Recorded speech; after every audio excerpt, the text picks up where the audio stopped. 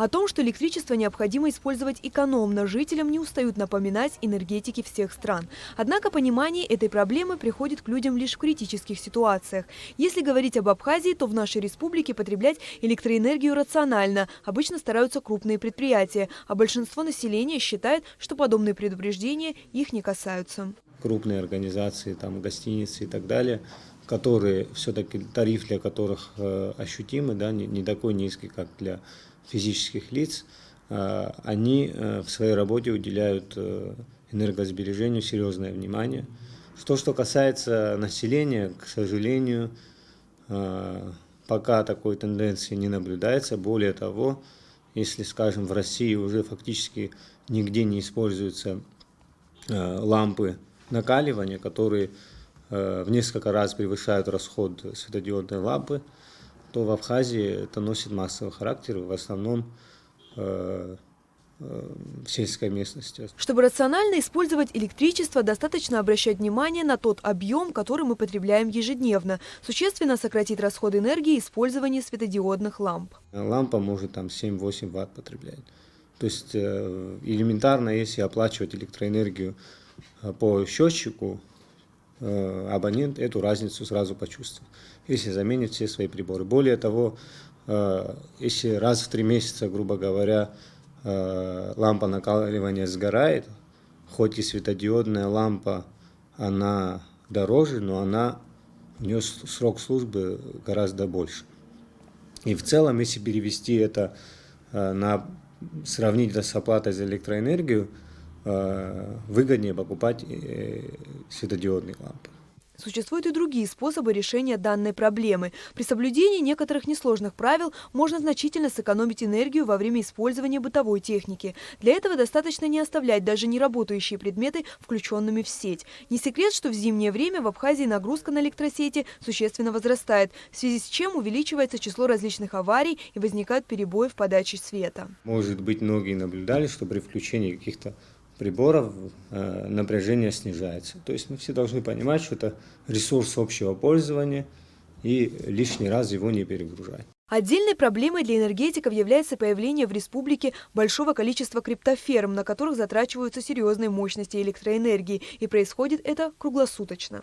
Постановлением Кабинета министров эта деятельность на территории Абхазии запрещена, однако в случае нахождения ферм по майнингу криптовалют в одном селе, в другом, то сейчас уже когда интернет проведен в села, то теперь появилась возможность майнить в селе. Соответственно, это может сказываться на энергоснабжении села в том числе. Есть различные идеи по решению этого вопроса, в том числе попытка, легализовать этот бизнес, то есть сейчас установить, соответствующий повышенный тариф, налогообложение и так далее.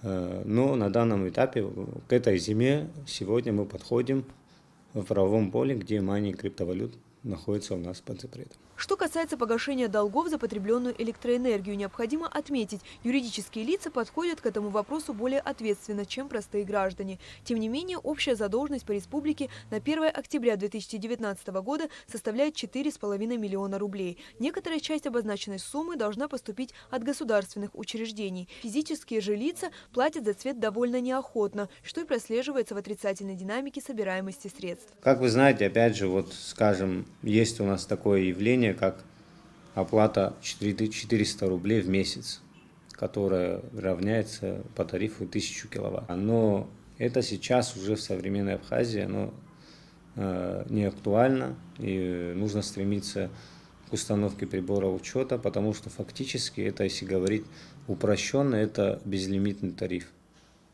Условно, ты заплатил 400 рублей в месяц, а сколько электроэнергии ты потребил, никто не считает, если у тебя нет счетчика, правильно?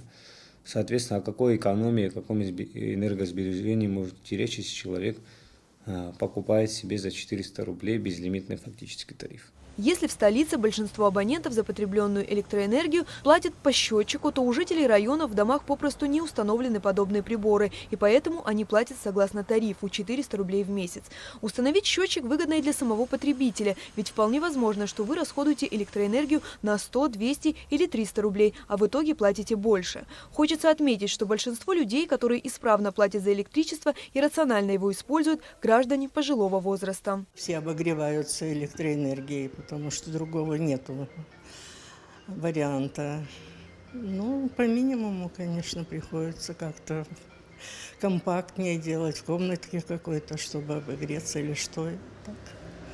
Живу одна, поэтому много не приходится тратить. Я люблю прохладно, поэтому все экономлю. Важно, чтобы подобное чувство ответственности ощущали и представители молодого поколения Абхазии, ведь от этого в некотором смысле зависит будущее энергетической отрасли страны. Амелия Бисмарк, Томас Чаковани, Абхазское телевидение.